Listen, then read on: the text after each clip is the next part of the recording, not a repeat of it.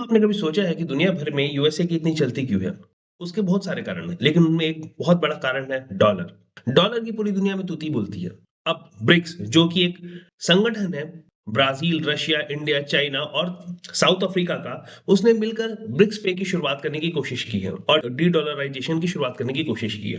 इस वीडियो में हम समझेंगे कि कैसे डी-डॉलराइजेशन की तरफ बढ़ सकता है या डॉलर की हैसियत को कम किया जा सकता है। आप देख रहे हैं स्टडीफिकेशन, मैं हूं सागर। इस सब चीजों की शुरुआत हुई 2014 में, जब रशिया ने क्रीमिया पर अटैक किया और क्रीमिया को अपने आप में मिला लिया। तब पूरे वेस्ट वर्ल्ड ने मिलकर रशिया पर सैंक्शंस लगा दिए और स्विफ्ट सिस्टम से रशिया को बाहर कर दिया। तब रशिया जो है वो बैंकों में अपने लेन देन या फिर जो भी उसके ट्रांजैक्शन है वो नहीं कर पा रहा था। आइए समझते हैं स्विफ्ट सिस्टम होता क्या है। पूरा नाम है society for world wide inter bank financial telecommunication. जी हाँ, टेलीकम्युनिकेशन मतलब ये एक प्रकार की कम्युनिकेशन की कुछ टेक्नोलॉजी। अब इसकी शुरुआत जो हुई थी वो 1973 में हुई थी और इसका हेडक्वार्टर कहाँ पे है? ब्रसेल्स, जो कि बेल्जियम की राजधानी। बेल्जियम मतलब यूरोप में, ठीक है। मुख्य बात क्या है कि ये 11,000 से ज्यादा बैंकों और फाइनेंशियल इंस्टीट्यूशन के बीच में इसकी पकड़ मजबूत है और 200 से ज्यादा कंट्री में इसका जाल फैला हुआ है। अच्छा, पहला बात समझते हैं स्विफ्ट काम क्या करता है। तो स्विफ्ट एक, मान के चलिए आप, मैसेजिंग सर्विस, ये खुद पैसे ट्रांसफर नहीं करता, लेकिन ये मैसेज भेजता है, एक सिक्योरिटी कोड भेजता है बढ़िया से कि भाई आप ये देखिए आपका सिक्योरिटी कोड। इसका सिक्योरिटी कोड क्या होगा? इसका सिक्योरिटी कोड 8 अक्षर का होता है, जिसमें पहले 4 अक्षर ये डिसाइड करते हैं कि कौन सी इंस्टीट्यूशन है, फिर बाद के 2 अक्षर वो डिसाइड करते हैं कि ये कौन से देश से है, और उसके बाद के 2 अक्षर ये डिसाइड करते हैं कि ये कौन सी जगह, कौन से सिटी से आता है। स्विफ्ट की खासियत समझी कि कैसे ये ग्लोबल नेटवर्क है, 200 से ज्यादा कंट्री में फैला हुआ है, 11,000 से ज्यादा बैंक इसके अंडर आते हैं। ये अल्ट्रा सिक्योर है, इसमें ट्रस्ट और सिक्योरिटी बहुत ज्यादा है। स्पीड और स्टैंडर्डाइजेशन भी बहुत अच्छी है, कि स्पीड बहुत अच्छी है इसकी। स्टैंडर्डाइजेशन मतलब पूरी दुनिया में एक ही तरह की चाहिए टेक्नोलॉजी या मैसेजेस आते हैं, उसको समझना काफी आसान होता है, उनको उनको डिकोड करना आसान होता है। लेकिन प्रॉब्लम क्या है? फिर प्रॉब्लम है वेस्टर्न वर्ल्ड का दबदबा। जी हाँ, ये वैसे तो बेल्जियम में है, लेकिन इस पे काबू किसका है?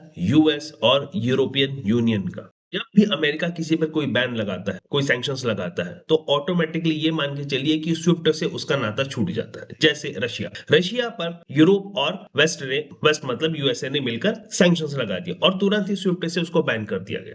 तो उससे प्रॉब्लम क्या हो गया कि जो रशियन बैंक्स थे उनका ग्लोबल ट्रेड कट ऑफ हो गया, वो ग्लोबल ट्रेड से अलग हो गए। साथ ही कुछ बैंक रशिया के जो स्विफ्ट नेटवर्क यूज करते थे वो भी यूज नहीं कर पाए। आप तो जान ही रहे, ट्रम्प कुछ भी कर सकते हैं। तो कल के दिन अगर मान लीजिए चाइना, इंडिया या ब्राजील या किसी भी देश के खिलाफ उन्होंने सैंक्शंस लगा दिया और उसे स्विफ्ट से बाहर करने की कोशिश की, तो क्या हमारा भी ग्लोबल ट्रेड खत्म हो जाएगा? इसी डर को देखते हुए ब्रिक्स के बाकी देशों ने एक सिस्टम सोचा, क्यों ना हम स्विफ्ट को ही बाईपास कर दिया जाए। और इस तरह शुरुआत हुई ब्रिक्स पे की, या फिर एक अवधारणा तो बैठ गई। तो ब्रिक्स पे क्या है? ब्रिक्स पे एक ऐसा सिस्टम होगा जिसमें ब्रिक्स के जो देश या आपस में एक दूसरे को स्विफ्ट को बाईपास करके एक दूसरे को पेमेंट कर सकेंगे। तो अल्टरनेटिव क्या क्या हो सकते हैं? तो पहला है चाइना का cross border interbank payment system. तो ये चाइना का सिस्टम है, ये भी काफी देशों में, ठीक है, मोर देन 100 देशों में इसकी एक्सेप्टेंस है। युआन बेस्ड सेटलमेंट करता है। स्विफ्ट जैसा ही मैसेजिंग सेटलमेंट सिस्टम है, कंबाइन कर लेता है। दूसरा है एसपीएफएस, रशिया का system for transfer of financial messages. Russia ने ये 2014 के बाद बनाया था, जब क्रीमिया पर उसने अटैक किया और उसे एनेक्स कर लिया, तब स्विफ्ट से उसे बैन कर दिया, तो उसने अपना एक सिस्टम बनाया। अब रशिया जो है वो चाइना और इंडिया के साथ इसे लिंक करने की कोशिश कर रहा है। और तीसरा है भारत का यूपीआई, यूनिफाइड पेमेंट इंटरफेस। इसके अलावा इंडिया का लोकल करेंसी में ट्रेड करने का भी प्लान है, कि ब्रिक्स की कंट्री जो है वो आपस में एक दूसरे की करेंसी के साथ आप एक्सचेंज करके, करेंसी एक्सचेंज करके आप ट्रेड कर सकते हो। ये भी डॉलर के महत्व को काफी हद तक कम कर सकता है, कि जैसे भारत जो है वो युआन में पेमेंट कर दे, चाइना जो है रुपए में पेमेंट कर दे, इस प्रकार का सिस्टम चल सकता है। साथ ही में ब्रिक्स पे की कुछ टेक्नोलॉजी की क्वालिटी भी बताना चाहता हूं। जैसे इसमें डीसीएमएस होगा। तो डीसीएमएस क्या होता है? Decentralised cross border messaging system होगा। इसकी खासियत क्या होगी? ये बड़ा ही हाई स्पीड होगा, मतलब 20,000 मैसेजेस पर सेकंड भेज सकता है ये। इसकी जो हार्डवेयर है उसकी रिक्वायरमेंट काफी लो होगी, मिनिमल फीस होगी, तो इसे जो क्रॉस बॉर्डर पेमेंट है वो काफी आसानी से हो जाएगा। साथ ही इसमें ब्लॉकचेन टेक्नोलॉजी यूज किया जाएगा, डिजिटल लेजर का इस्तेमाल किया जाएगा और ट्रांसपेरेंसी का ख्याल रखा जाएगा, ऐसा कम से कम बोला जा रहा है। इसमें डिजिटल वैलेट होंगे, क्यूआर पेमेंट्स होंगे, इनक्रिप्टेड मैसेजिंग भी की जाएगी। प्लान सुनने में तो बड़ा अच्छा लग रहा है कि सारी ग्लोबल साउथ की कंट्रीज एक साथ आएंगी, ब्रिक्स की कंट्री एक साथ आएगी, उनमें आपस में ट्रेड बढ़ेगा, वेस्टर्न वर्ल्ड का जो दबदबा है वो कम होगा। साथ ही जो एनडीबी है, न्यू डेवलपमेंट बैंक है, वो इस नए प्रकार के जो पेमेंट सिस्टम है उसको सपोर्ट करेगा। लेकिन इसमें कुछ चैलेंजेस भी हैं। चैलेंजेस क्या है? सबसे बड़ा चैलेंजेस ये है